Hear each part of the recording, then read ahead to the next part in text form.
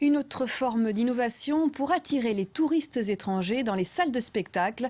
Des lunettes de traduction simultanée pour suivre les dialogues en français. C'est l'idée d'une entreprise parisienne, un système qui a déjà convaincu les organisateurs du Festival d'Avignon. Maud Debohan, Marie Chambrial et Lionel Bounic.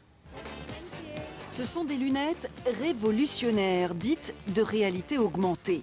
Elles permettent aux étrangers de comprendre ce qui se dit sur scène.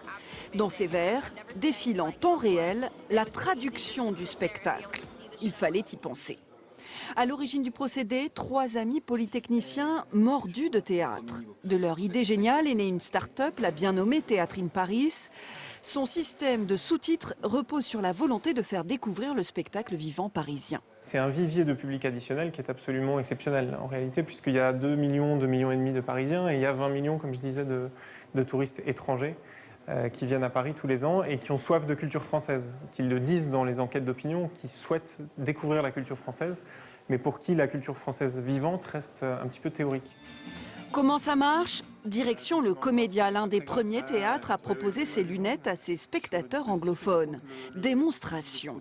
Et le module qui est ici sur l'œil droit projette par ce projecteur ici une information, et donc en l'occurrence le texte de la pièce. Le Comédia a vite compris l'aubaine. Chaque année à Paris, il y a des millions de touristes. Pourquoi n'iraient-ils pas tous assister à un spectacle ? Aujourd'hui, c'est de se dire, voilà, vous pouvez le consommer, ce spectacle, en français, en version originale, mais avec le sous-titrage qui aujourd'hui ne dégrade pas en tant que spectateur la vision du spectacle. Le théâtre Édouard VII travaille également avec la jeune start-up. Mais ici, c'est un autre système de surtitrage qui a été choisi. Le texte défile dans un bandeau, juste au-dessus de la scène. Là, maintenant, on est à une quinzaine de spectateurs par soir. On a commencé au mois de mai de l'année dernière, sur le spectacle précédent.